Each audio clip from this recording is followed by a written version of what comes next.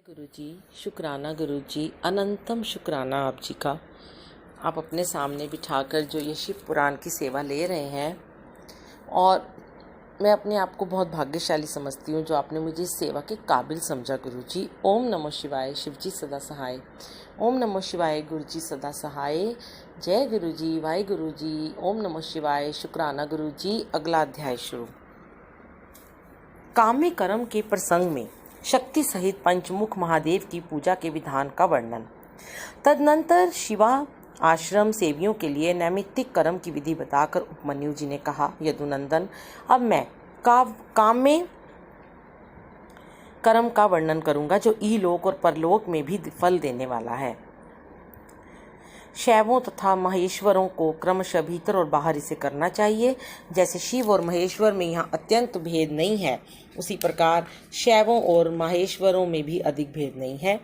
जो मनुष्य शिव के आश्रित रहकर ज्ञान यज्ञ में तत्पर होते हैं वे शैव कहलाते हैं, और जो शिवाश्रित भक्त भूतल पर कर्म यज्ञ में संलग्न रहते हैं वे महान ईश्वर का यजन करने के कारण महेश्वर कहे गए हैं। इसलिए ज्ञान योगी शैवों को अपने भीतर भगवान द्वारा कर्म का अनुष्ठान करना चाहिए, और कर्म परायण महेश्वरों को बाहर विहित द्रव्यों तथा उपकरणों द्वारा उसका संपादन करना चाहिए।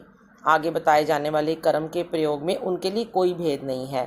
गंध, वर्ण और रस आदि के द्वारा विधि पूर्वक भूमि की परीक्षा करके मनो अभिलिषित स्थान पर आकाश में चंदोबा तान दें और उस स्थान को भली भांति लीप पोत कर दर्पण के समान स्वच्छ बना दें। तत्पश्चात शास्त्रोक्त मार्ग से वहां पहले पूर्व दिशा की कल्पना करें। उस दिशा में 1 या 2 हाथ का मंडल बनाएं। उस मंडल में सुंदर अष्टदल कमल अंकित करें। कमल में कर्णिका भी होनी चाहिए। यथासंभव संचित रत्न और सुवर्ण आदि के चूर्ण से उसका निर्माण करें। वह अत्यंत शोभायमान और 5 आवरणों से युक्त हो। कमल के 8 दलों में पूर्वादि कर्म से अणिमा आदि 8 सिद्धियों की कल्पना करें तथा उनके केसरों में शक्ति सहित वामदेव आदि 8 रुद्रों को पूर्वादि दल के क्रम से स्थापित करें। कमल की कर्णिका में वैराग्य को स्थान दें और बीजों में नवशक्तियों की स्थापना करें। कमल के कंद में शिव संबंधी धर्म और नाल में शिव संबंधी ज्ञान की भावना करें। कर्णिका के ऊपर अग्निमंडल, सूर्यमंडल और चंद्रमंडल की भावना करें। इन मंडलों के ऊपर शिव तत्व, विद्या तत्व और आत्म तत्व का चिंतन करें। संपूर्ण कमलासन के ऊपर सुखपूर्वक विराजमान और नाना प्रकार के विचित्र पुष्पों से अलंकृत 5 आवरणों सहित भगवान शिव का माता पार्वती के साथ पूजन करें। उनकी अंग कांति शुद्ध स्फटिक मणि के समान उज्ज्वल है। वे सतत प्रसन्न रहते हैं। उनकी प्रभा शीतल है। मस्तक पर विधुन मंडल के समान चमकीली जटारूप मुकुट उनकी शोभा बढ़ाता है। वे व्याघ्र चरम धारण किए हुए हैं। उनके मुखारविंद पर कुछ कुछ मंद मुस्कान की छटा छा रही है। उनके हाथ की हथेलियां और पैरों के तलवे लाल कमल के समान अरुण प्रभा से उद्भासित हैं। वे भगवान शिव समस्त शुभ लक्षणों से संपन्न और सब प्रकार के आभूषणों से विभूषित हैं। उनके हाथों में उत्तम उत्तम दिव्य आयुध शोभा पा रहे हैं और अंगों में दिव्य चंदन का लेप लगा हुआ है। उनके 5 मुख और 10 भुजाएं हैं और चंद्र उनकी शिखा के मणि हैं। उनका पूर्ववर्ती मुख प्रातः काल के सूर्य की भांति अरुण प्रभा से उद्भासित एवं सौम्य है। उसमें 3 नेत्र रूपी कमल खिले हुए हैं तथा सिर पर बाल चंद्रमा का मुकुट शोभा पाता है। दक्षिण मुख नील जलधर के समान श्याम प्रभा से भासित होता है। उसकी भौहें टेढ़ी हैं। वह देखने में भयानक है। उसमें गोलाकार लाल लाल आंखें दृष्टिगोचर होती हैं। दाढ़ों के कारण वह मुख विकराल जान पड़ता है। उसका पराभव करना किसी के लिए भी कठिन है। उसके अधर पल्लव फड़कते रहते हैं। उत्तरवर्ती मुख मूंगे की भांति लाल है। काले काले केशपाश उसकी शोभा बढ़ाते हैं। उसमें विभ्रम विलास से युक्त 3 नेत्र हैं और उसका मस्तक अर्धचंद्रमय मुकुट से विभूषित है।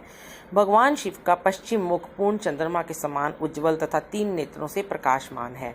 उसका मस्तक चंद्रलेखा की शोभा धारण करता है। वह मुख देखने में सौम्य है और मंद मुस्कान की शोभा से उपासकों के मन को मोह लेता है। उनका 5वां मुख स्फटिक मणि के समान निर्मल चंद्रलेखा से समुज्जल अत्यंत सौम्य तथा 3 प्रफुल्ल नेत्र कमलों से प्रकाशमान है। भगवान शिव अपने दाहिने हाथों में शूल, परशु, वज्र, खड्ग और अग्नि धारण करके उन सब की प्रभा से प्रकाशित होते हैं तथा बाएं हाथों में नाग, बाण, घंटा, पाश तथा अंकुश उनकी शोभा बढ़ाते हैं।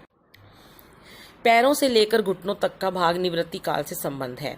उससे ऊपर नाभि तक का भाग प्रतिष्ठा कला से, कंठ तक का भाग विद्या कला से, ललाट तक का भाग शांति कला से और उसके ऊपर का भाग शांतियुत कला से संयुक्त है। इस प्रकार वे पंच अध्व्यापी तथा साक्षात पंचकलामय शरीरधारी हैं। ईशान मंत्र उनका मुकुट है, तत्पुरुष मंत्र उन पुरातन देव का मुख है, अघोर मंत्र हृदय है, वामदेव मंत्र उन महेश्वर का गुहा भाग है और सद्योजात मंत्र उनका युगल चरण है। उनकी मूर्ति 38 कलामयी है।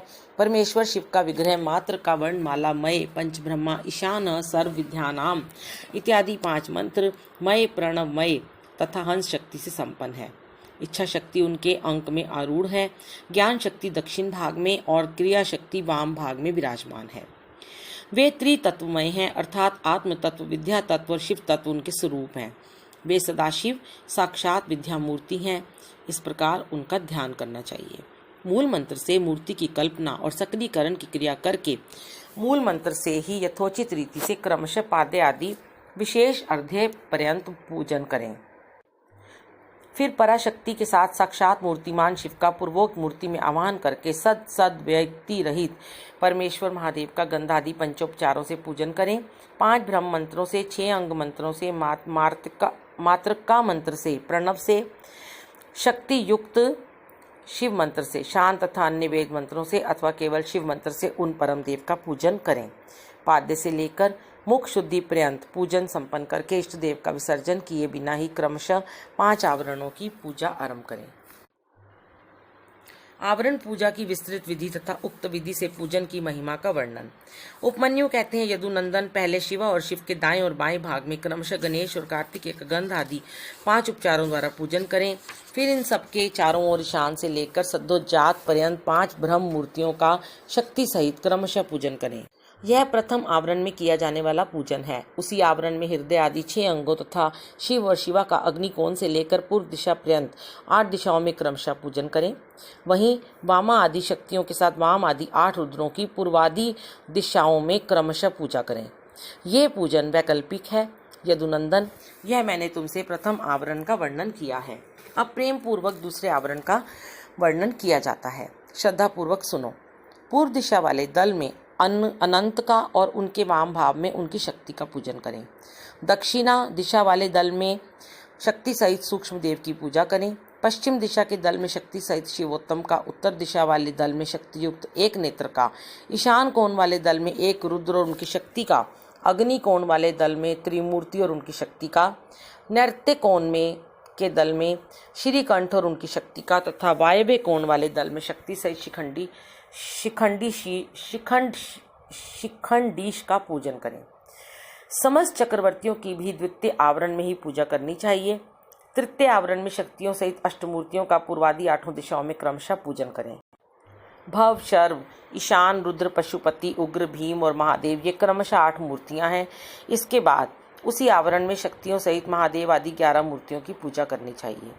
महादेव, शिव, रुद्र, शंकर, नील, लोहित, ईशान, विजय, भीम, देव, भवोद्व तथा कपर्दीश या कपालीश ये 11 मूर्तियां हैं।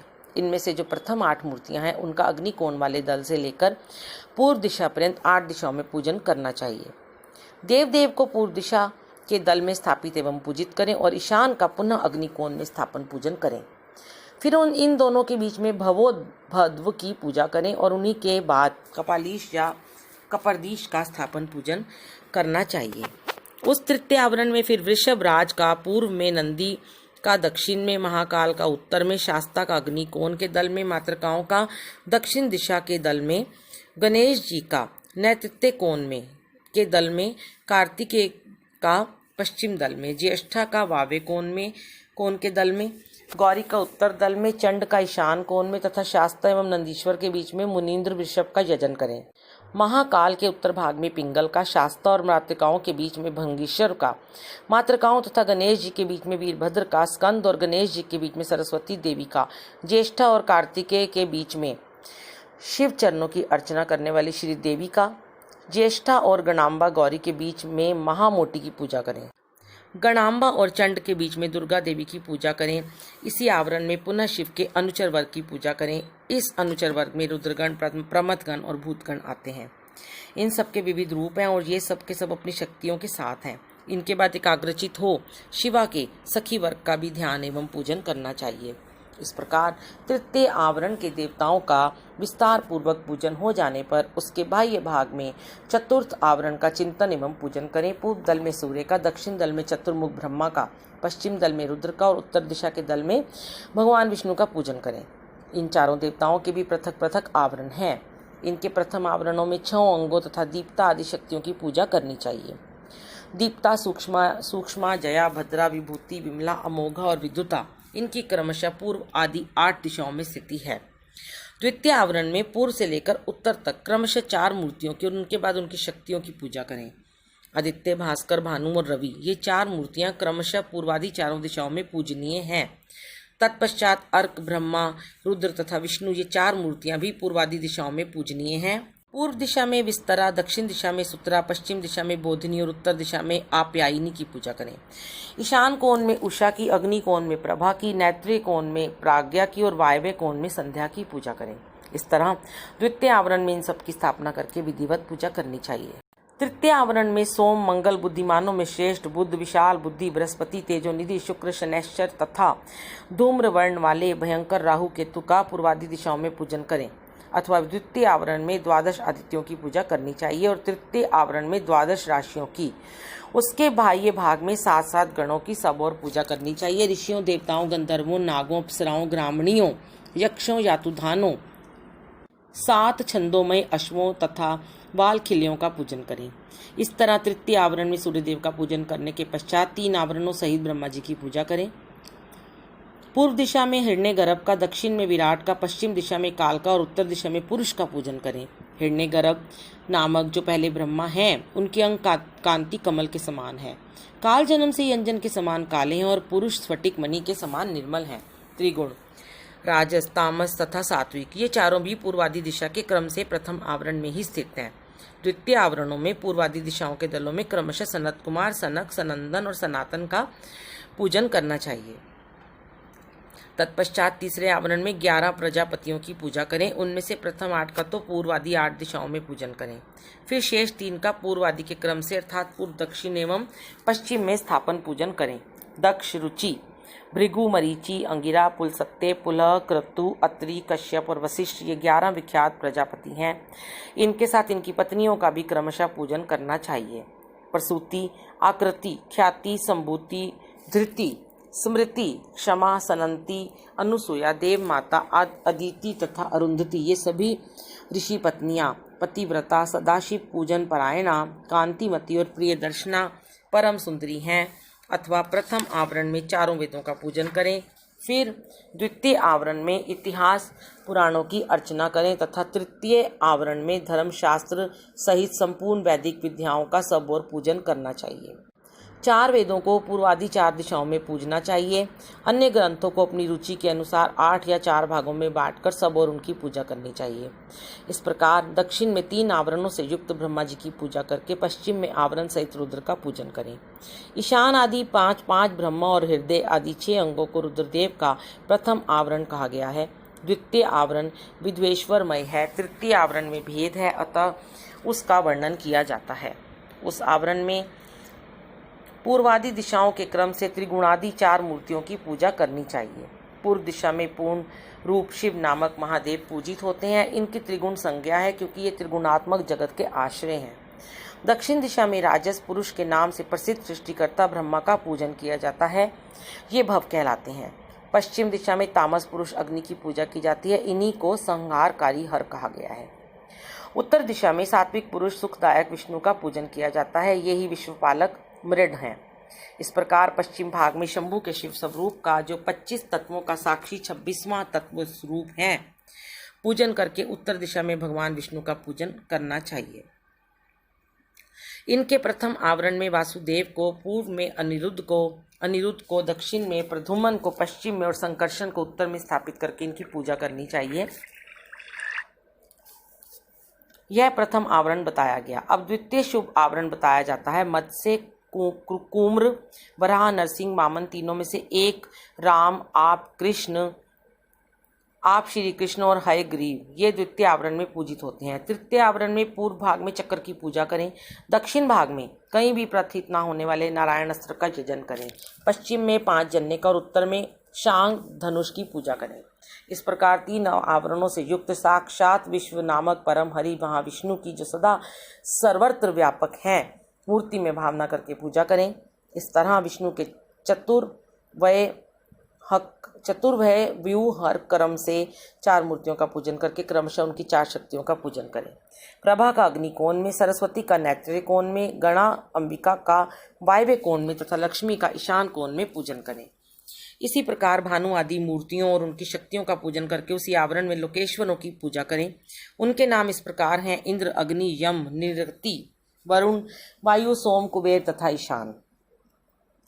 इस प्रकार चौथे आवरण की विधि पूर्वक पूजा संपन्न करके बाह्य भाग में महेश्वर के आयुधों की अर्चना करें। ईशान कोण में तेजस्वी त्रिशूल की, पूर्व दिशा में वज्र की, अग्नि कोण में परशु की, दक्षिण में बाण की, नैत्रिय कोण में खड्ग की, पश्चिम में पाश की, वायव्य कोण में अंकुश की और उत्तर दिशा में पिनाक की पूजा करें।